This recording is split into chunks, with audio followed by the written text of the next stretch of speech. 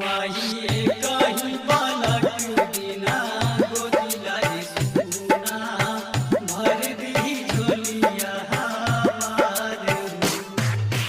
Music director टुनटुन बाबू सालहा हाजीपुर वैशाली। अभी सुन रहे हैं बगैवा सिटी डी धमाका को।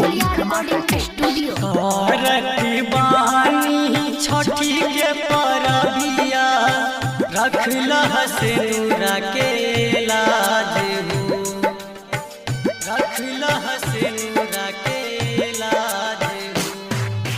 करत बानी छठी के परबिया रखला हसेनुरा के लाज हो।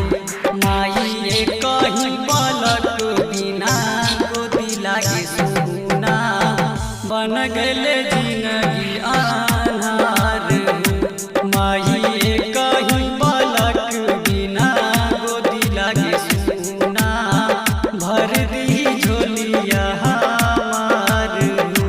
माही कहीं बालक बिना गोदी लागे सुना भर दी झोलिया हमार हो।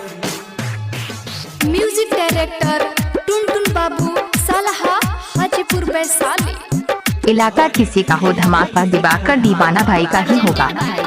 Recording studio. उपवास रह के पूजन करबो पूजनवा छठी के बरात माई बहुते कठिन बा। छठी के बरात माई बहुते कठिन बा। उपवास रह के पूजन करबो पूजनवा छठी के बरात माई बहुते कठिन बा। सुननाद गौवा समाज सब ताना मारत बानी हमार हो। माई कहीं बालक बिना गोदी लागे सुना बन गले जिंदगी आधार हो।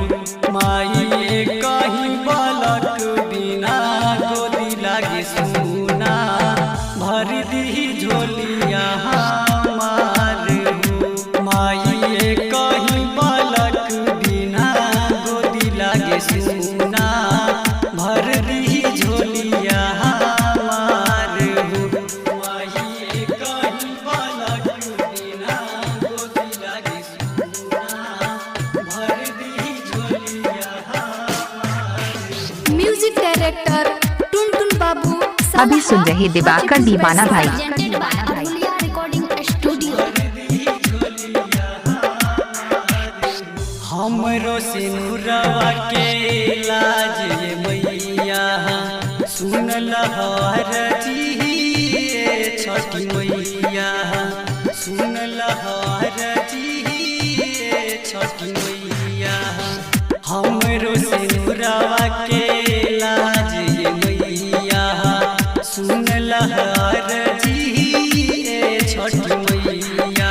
नारियल फल दौरा कोनिया रख देत तोहार हो। माई कहीं बालक बिना गोदी लागे सुना बन गले जिंदगी आधार हो। माई कहीं बालक बिना गोदी लागे सुना भर दी झोलिया हमार हो। माई कहीं बालक बिना गोदी लागे सुना बन गले जिंदगी आप सुन रहे हैं आधार। दिवाकर दीवाना भाई को ग्राम बगीवा जिला मधुबनी।